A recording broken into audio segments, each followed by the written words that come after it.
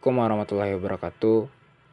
Perkenalkan, nama saya Harum Mukriananta dengan NIM 24046114. Saya akan mempresentasikan materi perlawanan rakyat daerah terhadap penjajah. Studi ini dikaji melihat keberanian dan ketahanan masyarakat lokal dalam menghadapi penjajahan di Nusantara.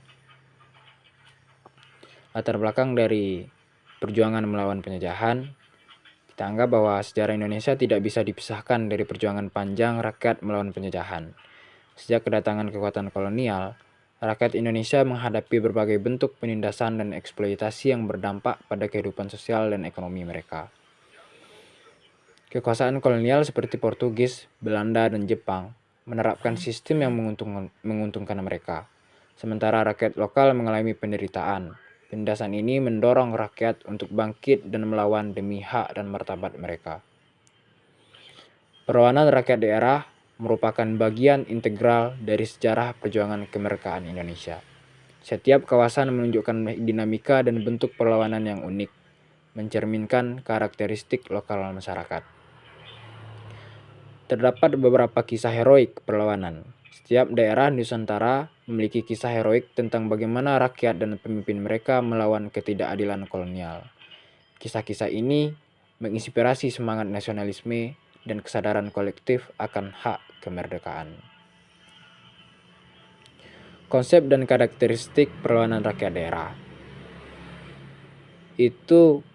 Perlawanan rakyat daerah merupakan bentuk resistensi yang dilakukan oleh masyarakat lokal terhadap kekuasaan kolonial yang seringkali menindas masyarakat daerah. Perlawanan ini meliputi kepemimpinan oleh tokoh setempat, adanya basis ideologis yang kuat, serta strategi yang dikembangkan berdasarkan kondisi dan potensi daerah masing-masing. Faktor-faktor penyebab perlawanan. Yang pertama, faktor politik dominan yang berat di kekuasaan kolonial. Kemudian eksploitasi ekonomi mendalam dan pengabaian budaya lokal serta mobilisasi agama kuat. Perlawanan rakyat di daerah Nusantara mendokumentasikan perlawanan rakyat di Nusantara sebagai bagian dari sejarah perjuangan melawan kolonialisme. Pada tahun 1873 sampai 1904, Perang Aceh berlangsung sebagai perlawanan gigih rakyat Aceh terhadap Belanda dengan ideologi jihad yang kuat.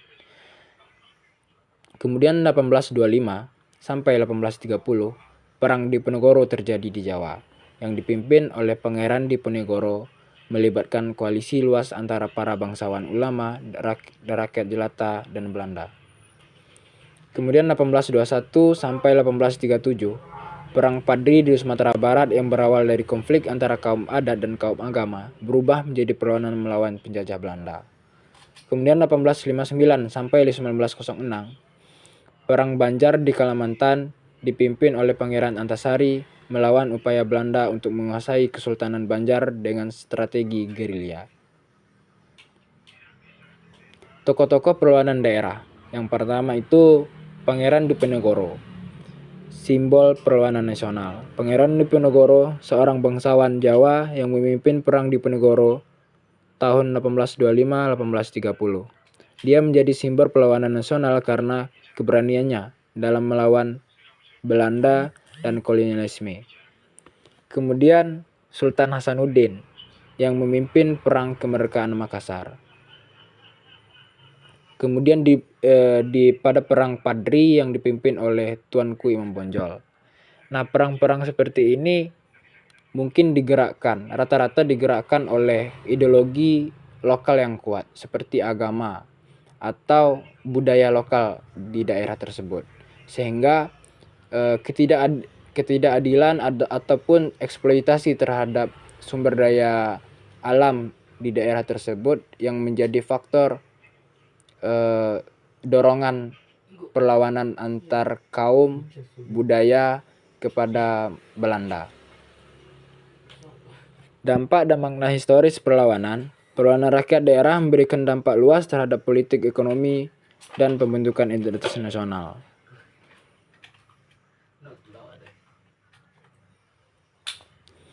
Kesimpulan ini menegaskan bahwa perlawanan rakyat daerah merupakan bagian esensial dari sejarah perjuangan kemerdekaan Indonesia. Setiap perlawanan mencerminkan semangat keberanian dalam melawan penjajahan dipimpin oleh tokoh lokal yang memiliki reputasi dan kekuatan dalam komunitasnya. Berbagai faktor seperti politik, ekonomi, sosial, budaya, dan religius berkontribusi terhadap munculnya perlawanan ini. Selain itu, bentuk perlawanan yang beragam, baik fisik maupun non-fisik, menunjukkan kompleksitas perjuangan rakyat terhadap kolonial Belanda. Kemudian daftar pustaka diambil dari yang referensi utama kami ambil dari MC Rick Five, Sejarah Indonesia Modern. Kemudian Abdurrahman Paramita, Perlawanan Pribumi, Kontinuitas dan Perubahan. Selanjutnya saya akan menampilkan video nuansa atau suasana pada masa perjuangan melawan kolonial. Berikut video yang akan saya tampilkan. Rombongan kolonial datang dengan mobil. Tapi begitu jalan tak bisa lagi dilalui kendaraan.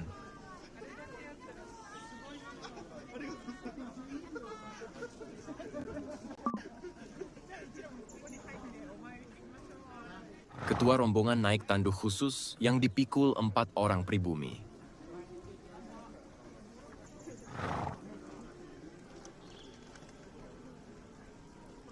Pemandangan ini lebih dari sekadar perjalanan alam.